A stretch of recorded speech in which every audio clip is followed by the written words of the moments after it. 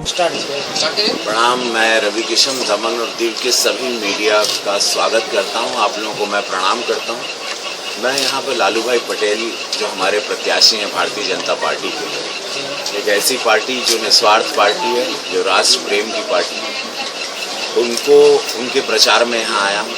और मैं स्वयं इस वक्त प्रत्याशी हूँ गोरखपुर का, उत्तर प्रदेश। माननीय श्री मुख्यमंत्री योगी आदित्यनाथ जी की का जो सीट है, जो उनका गढ़ है, मैं वहाँ प्रत्याशी हूँ। लेकिन यहाँ पर लालू भाई पटेल की कार्यशैली और उन्होंने 2 साल में जो अद्भुत काम किए हैं दमन और दीव के लिए, उसके लिए पार्टी ने मुझे कहा कि आप जाइए, क्योंकि लालू भाई पटेल के बारे में बताना हमारे जनता को बहुत ज़रूरी है कि उनके कार्य क्या क्या थे।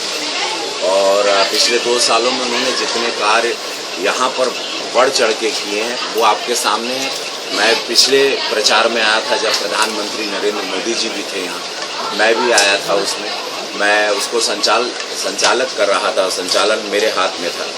और उस वक्त यहाँ पर एक मेडिकल कॉलेज का उद्घाटन, उसकी नींव रखी गई थी, प्रधानमंत्री जी ने रखा। तो ऐसे सारे कार्य और ऐसे पार्टी जिसका नाम है भारतीय जनता पार्टी और उसके प्रत्याशी, और जहाँ पर इस वक्त पूरे देश में मोदी जी का लहर ने एक सुनामी चल रही है, तो मैं चाहूँगा कि समस्त दमन और दीव जितना भी हमारे बिरादरी का बाड़न, भोजपुरिया लोग बाड़न, हमार समाज बा, कृपया लालू भाई पटेल के वोट करें।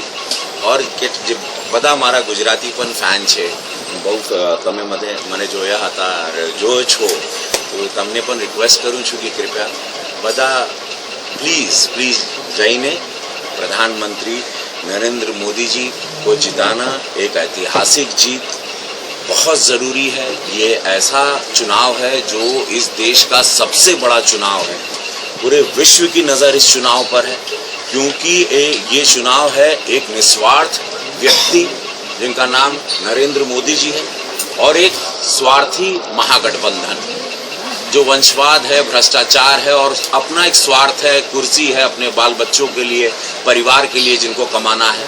एक पूरा एक झुंड मिला है एक आदमी को मारने, शिकार करने के लिए। और ऐसे व्यक्ति को जिनका कोई परिवार नहीं, जिनका न कोई वंशवाद है, न उनको पैसा कमाना है, न कुछ, उनको राष्ट्र प्रेम है, देश प्रेम है। तो ऐसे व्यक्ति के लिए मैं भी शूटिंग छोड़कर, सारा कार्य छोड़कर, देश प्रेम में, राष्ट्र प्रेम में मैं आ गया हूँ एक प्रत्याशी बनकर कि मैं अपने प्रधानमंत्री को, मैं इस देश की संस्कृति को, इस देश के इतिहास को, जो लोग कह रहे हैं टुकड़े टुकड़े कर देंगे, इनको एक प्रधानमंत्री चाहिए कश्मीर में भी, मैं ये होने नहीं दूंगा, मेरा देश ये होने नहीं देगा। इसलिए मैं आया हूँ। तो मैं आप सभी से, मीडिया बंधुओं, आप लोगों के द्वारा मैं पूरे देश से ये संदेशा भेजना चाहता हूँ कि ऐतिहासिक जीत, एक ऐसी जीत दीजिए हमारे यशस्वी प्रधानमंत्री जी को। क्यों ये अपोजिशन को पीड़ा हो रही है, मुझे जो पता चला है, क्यों उनको चुभ रहा है, क्योंकि वड़नगर से निकला हुआ एक गरीब चाय वाला प्रधानमंत्री बन गया। क्योंकि उनको लगता था ये राजशाही सिर्फ इन्हीं की है, ये चाहते थे कि हम ही राजा रहें और कोई गरीब आदमी आए नहीं। मैं भी मिट्टी के घर से यहाँ आया हूँ, मेरा इतिहास पूरा देश जानता है। मैं एक गरीब ब्राह्मण का लड़का, मुझे किसी ने कभी मदद नहीं की।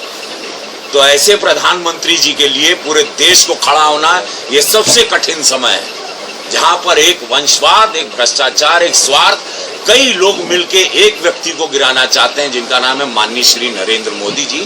और ये प्रधानमंत्री का चुनाव है, उनको जिताना है। एक सत्य और असत्य की लड़ाई है। तो मैं लालू भाई पटेल जी के लिए आप मीडिया बंधुओं के पास, दमन दीव के सामने आया हूँ। हाथ जोड़कर निवेदन करता हूं कि ये चुनाव हम लोग चूके ना, एक ऐतिहासिक जीत लाकर हमारे माननीय श्री नरेंद्र मोदी जी को, इस देश को हम बचाएं उन सारे लोगों से जिनकी नज़र और जिनका साथ पाकिस्तान के साथ भी है, जिनका साथ चाइना के भी साथ है, और जिनका साथ ऐसे कई गलत तत्वों के साथ है। हमको अपने प्रधानमंत्री जी को एक बार फिर लाना है, इस देश को बचाना है, हमारी संस्कृति की रक्षा करनी है, हमारे इतिहास की रक्षा। कितनी सीट की उम्मीद है आपको? हम जैसे लोग कर रहे हैं 400 पार, कोई कर रहा है 350 पार, कोई चैनल कह रहा है 375। हमको लग रहा है कि एक ऐतिहासिक जीत होगी। जो भी आकलन आ रहा है उत्तर प्रदेश से तो 74 सीट हमको दिख रहा है। एक ऐतिहासिक जीत दिखाई दे रही है। एक इतनी बड़ी सुनामी आ रही है, 2014 से बड़ी सुनामी है और बहुत जरूरी है इस देश को सुरक्षित रखने के लिए। अरे क्यों इन प्रधानमंत्री जी के खिलाफ कोई जा रहा है? मेरे गांव में, मैं पिछड़े गांव से आता हूँ, मेरे गांव में शौचालय नहीं थे। मैं अपने परिवार की महिलाओं को खेत में जाते हुए देखा। पूरे दिन शौच को दबा के रखना था कि गांव वाला कोई देख नहीं ले। शाम तक वो महिला दबा के रखती थी। शाम अंधेरा होता था, हमारे घर की महिला, उसमें हमारी माँ भी है, फिर खेत खलियान जाती थी। मुझे बड़ा दुख होता था, लेकिन मैं सक्षम नहीं था। कोई प्रधानमंत्री आज तक इस देश का आके नहीं बोला कि हमको शौचालय चाहिए। कोई प्रधानमंत्री ये नहीं बोला। मैंने अपनी माँ को अंगीठी में चूल्हा फूंकते हुए देखा और उसकी आंख को कितने बार मैंने जलते हुए देखा। किसी ने नहीं बोला कि मैं तुमको गैस तुम्हारे को कनेक्शन करता। 7 करोड़ महिलाएं इस देश की उसका लाभ उठा रही हैं। आज इतने न जाने कितने करोड़ शौचालय लग गए हैं। अब महिलाएं हमारे गांव में खेत खलियान में नहीं जाती। मेरे गांव में सड़क नहीं थी 70 साल। 6 महीने पहले श्री योगी आदित्यनाथ जी मुख्यमंत्री जी और केशव प्रसाद मौर्य जी डिप्टी सीएम, उन्होंने 6 महीने पहले 4 किलोमीटर सड़क बनाई। बनारस और जौनपुर का बॉर्डर है मेरा गांव, बहुत पिछड़ा गांव। तो मैं क्यों ना लड़ूं इस पार्टी के लिए? मैं क्यों जान ना दूं इस पार्टी के लिए? मैं क्यों ना इस देश प्रेम में, इस राष्ट्रभक्ति में मैं भी क्यों ना आऊं, जहां मेरे प्रधानमंत्री को गिराने के लिए इतने लोग झुंड बना के आ गए। गलत विचारधाराओं वाले, अलग विचारधाराओं वाले एक दूसरे को जो गाली देते थे वो सब मिल गए, क्योंकि नरेंद्र मोदी को गिराना है। एक ही अटैक है ना, क्यों? अरे भाई, नरेंद्र मोदी जी ने आपका खेत जोत लिया, आपका कुछ बना लिया, उनका कोई अकाउंट बताइए, कोई कई एकड़ जमीन बता दीजिए। उनके भाई किराने की दुकान पर, एक भाई पेट्रोल पंप पर है, माँ 10x12 की खोली में रहती है, रिक्शा में जाके वोटिंग करती है। क्या किया भाई नरेंद्र मोदी जी ने आपका बुरा? गरीब आदमी यहाँ पर आ गया, यही तकलीफ है। तो आप क्या चाहते हो कि देश में चुनाव न हो, सिर्फ नरेंद्र मोदी चुनाव? नहीं, मैं चाहता हूँ देश में सच्चाई की जीत हो। सच्चाई किसे मानते हो? सत्य। एक आदमी काम कर रहा है। गुजरात आप देखिए, आप आगे देखिए, वाराणसी क्या किया। गोरखपुर में एम्स लग गया, पता है आपको? 1.5-2 साल में एम्स 150 एकड़ में। गोरखपुर में देखिए, ऐसा लगा स्वर्ग में आप आए। एयरपोर्ट चल गया, कई जहाजें शुरू हो गई। क्यों ना करे? 5 साल में इन्होंने क्या नहीं किया बताइए? जो 55 साल में आप लोगों को क्या मिला? आप अभी विकास की बात कर रहे हो, लेकिन आपकी पार्टी तो सिर्फ हिंदुत्व और राष्ट्रवाद के नाम पे चुनाव लड़ रही है। नहीं, सबका साथ सबका विकास उन्होंने कहा। उन्होंने कभी किसी मुसलमान भाई को गलत नहीं बोला। आज तक एक हमको इंटरव्यू बताइए कि उन्होंने क्या? उन्होंने कहा सबका साथ, 130 करोड़ ये मेरी प्रजा है, मैं उनका सेवक हूं, मैं उनका चौकीदार हूं। लोकतंत्र का भाग्य विधाता बने जागरूक हर मतदाता।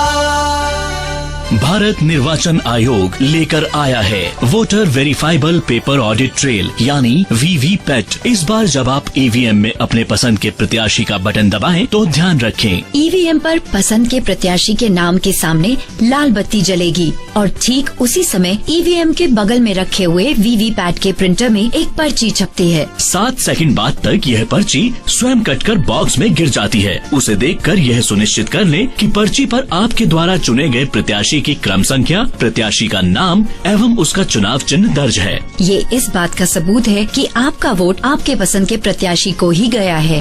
आप आश्वस्त रहिए, आपका ये चौकीदार पूरी तरह से चौकन्ना है।